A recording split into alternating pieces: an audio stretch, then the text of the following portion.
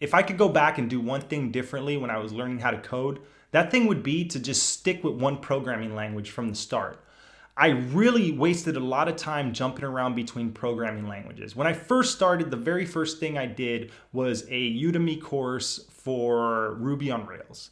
And I got about halfway through that course, and when I got to the Ruby part, that's when it got hard. That course was like a full boot camp, and it started off with HTML and CSS. And once it got to Ruby and Rails, I was done. And then that's when I made a shift. At that time, then I shifted over to learning a little bit of JavaScript. And again, I would go HTML, CSS, and then I would hit the JavaScript portion, and then I would get scared or it would get too hard. And then I started messing around with PHP. And at some point in time in between those languages, I also started doing the CS50. And that was a big mistake for me when I first started out because I was still really new to all this stuff. And when I thought that these courses on Udemy and the resources that I was using online for Ruby and JavaScript were hard, I tried to take an introduction into computer science from a prestigious university that was free online, and that stuff really, really, really made me feel dumb.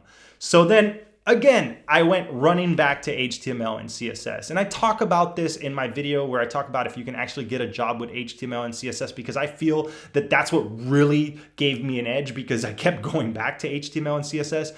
But it wasn't until I decided to sit down and say, that's it. I am going to focus on JavaScript and I am going to stick to this until it starts making sense, that I actually saw myself improving and that I actually saw that I could do it. And then I started writing conditionals on my own, and I started understanding loops, and I started sticking with all these different JavaScript courses. I did Wes Boss's JavaScript 30, which was really good for me to understand some stuff, but even that was really complicated at the time. I did a lot of the free CodeCamp stuff for JavaScript. I did a lot of the Team Treehouse stuff for JavaScript. I did some of the Odin project that covered a lot of jQuery at the time and a lot of JavaScript. I started focusing on one language.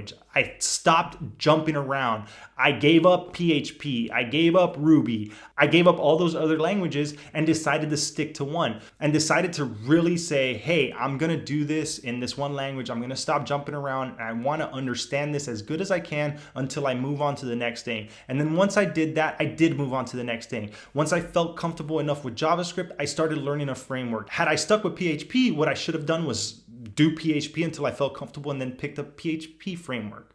With Ruby, I think I was just too new, and going into a programming language was just overwhelming at the time, and that wasn't good for anybody. And luckily I didn't quit right there and then, and I decided to keep going because I had my security blanket of HTML and CSS.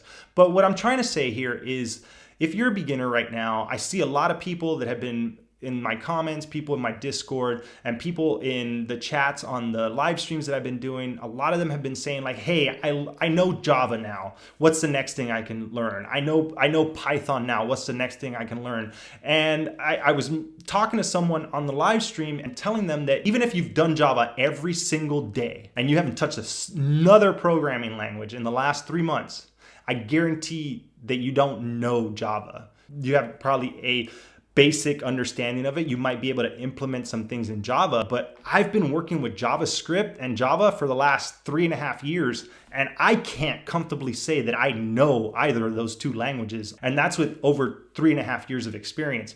So if you're in this for a few months and you feel like you know a programming language and you're ready to move on to the next thing, my suggestion to you is to hunker down and stick with that one language that you have been focusing on once you're done jumping around between other languages. Or if you're watching this video for the first time and you haven't started jumping around between programming languages, stick with that one language and start building stuff in that one language. Start writing those if statements and those conditionals. Start writing those loops. Start building code, even if it's super simple stuff. Start with the bare minimum that you need in order to start understanding and grasping some of those basic, fundamental programming concepts before you feel the need to jump to another programming language. Because I can tell you this, a variable is a variable, a conditional is a conditional, a for loop is a for loop. No matter what language you write it in, the syntax is different, but most of the underlying functionality that's being done is all pretty much the same in any language that you choose. So keep that in mind. Don't jump around between too many programming languages when you're learning how to code. It was a huge mistake I did. And if I could go back in time and tell myself that at the beginning and listen to myself tell me that, because I'm hard-headed and I probably wouldn't have, I probably would have saved a good 3-4 months from all the jumping around and not understanding stuff early on, because you're not going to understand it. And if you don't understand it in Python, you're not going to understand it in Java. And if you don't understand it in Java, you're not going to understand it in C++. And just pick one and stick with it. And then once you're comfortable, pick something else, or I would actually say just advance more into that one particular language. Almost every major programming language has a framework built around it. If you learn a language and you feel comfortable with it, your next step should be a framework. Simple as that.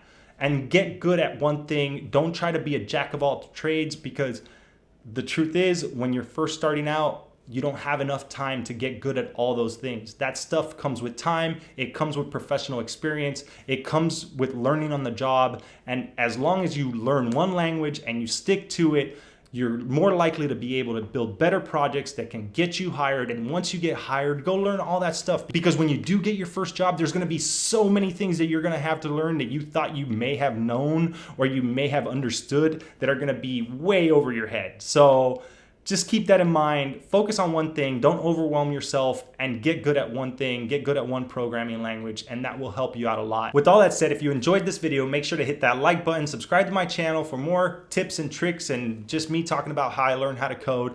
And let me know what you thought about what I had to say in the comments. If this is something that you're doing right now as you're learning how to code, if you're an experienced programmer and you had some advice for someone that was just learning how to code, what's the one thing that you would tell them to do that you didn't do when you were learning?